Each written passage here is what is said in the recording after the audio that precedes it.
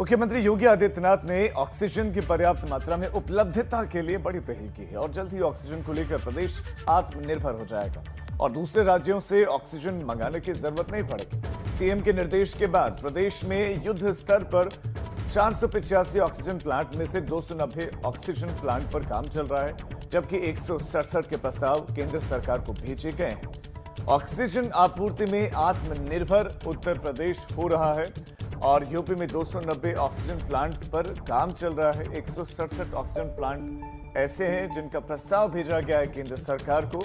UP के सभी जिलों में ऑक्सीजन का पर्याप्त बैकअप भी अभी है। 24 घंटे में 753 एमटी ऑक्सीजन की आपूर्ति भी की गई है।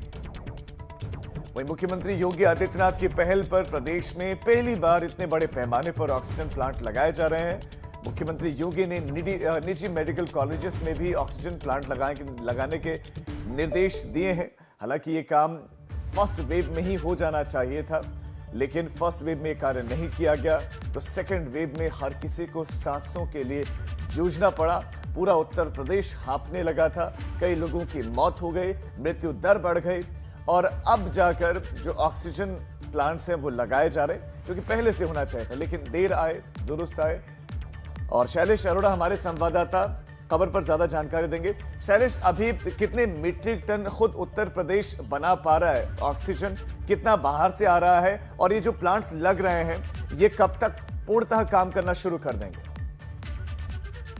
देखिए, जो 400 से ज्यादा प्लांट की योजना है, इनमें अगर बात की जाए तो 167 प्लांट ऐसे हैं जिनके लिए केंद्र को प्रस्ताव जा चुके हैं और बाकी ये जो प्लांट है, अगर बात करें 200 से ज्यादा, तो उनके ऊपर इस समय देखिए कार्रवाई चल रही है। राजीव, कई जगह पर काम जो है तेजी के साथ है, पूरा होने की तरफ है और योजना यही है कि किसी भी तरह से डिपेंडेंसी जो है उत्तर प्रदेश की ऑक्सीजन के लिए दूसरे राज्यों पर, उसको खत्म कर दिया जाए। क्योंकि इस समय जब कोरोना काल में ऑक्सीजन की समस्या आई तो सभी ने देखा कि किस तरह से ऑक्सीजन एक्सप्रेस चलानी पड़ी, बोकारो से यहाँ पर ऑक्सीजन को मंगाना पड़ा और बाकी जिलों में भिजवाना पड़ा। ये स्थिति ना आए, क्योंकि शैलेश, एक सवाल ये है शैलेश, एक आरोप ये लगने लगा है कि चाहे वो सरकारी अस्पताल हो या प्राइवेट अस्पताल हो, कुछ जगहों पर अधिकारियों की, कुछ जगहों पर प्राइवेट प्रबंधन की सेटिंग है, सेटिंग उनके साथ है जो ऑक्सीजन सप्लाई करते हैं। ऐसे में अस्पताल परिसर में स्पेस नहीं है ये कहा जा रहा है और इसकी वजह से ऑक्सीजन प्लांट नहीं लग रहा, चाहे वो पीएम केयर फंड से लग रहा हो या दूसरे तरीकों से लग रहा हो। तो इन आरोपों में कितनी सत्यता है, कितने सही है, कितने गलत है? राजीव, देखिए, लगातार खाली ये आरोप ही नहीं है, बल्कि मैं इस चीज और आपको बताएं कि अभी बीच में कुछ अस्पतालों ने ये कहकर, जब कोरोना अभी बहुत ज्यादा तेज था तो उस समय कुछ अस्पतालों ने ये कहा कि उनके यहाँ ऑक्सीजन खत्म हो गई है, बाहर नोटिस चस्पा कर दिए कि जो तीमारदार हैं वो अपने मरीजों को यहाँ से ले जाए। इसके बाद जांच कराई गई तो मामला ही अलग निकला, पता चला कि वहाँ पर ऑक्सीजन उपलब्ध थी पहले से।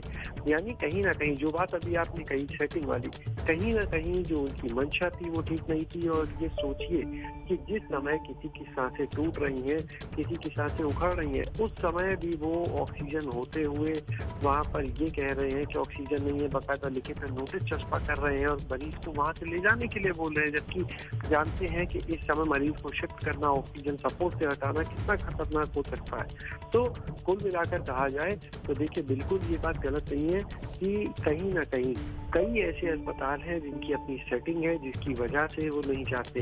लेकिन देखिए, अब क्योंकि सरकार जो है उसने जब सख्ती की है और कई अस्पतालों ने खुद आगे आकर अपने यहाँ इस तरह से ऑक्सीजन प्लांट को लगवाने के लिए सहमति भी दी है, लगवाने शुरू भी कर दिए कुछ निजी अस्पतालों ने, तो कह सकते हैं कि जो मान रहे हैं आत्मनिर्भर बन रहा है उत्तर प्रदेश ऑक्सीजन के मामले में। बहुत शुक्रिया शैलेश आपका इस तमाम जानकारी।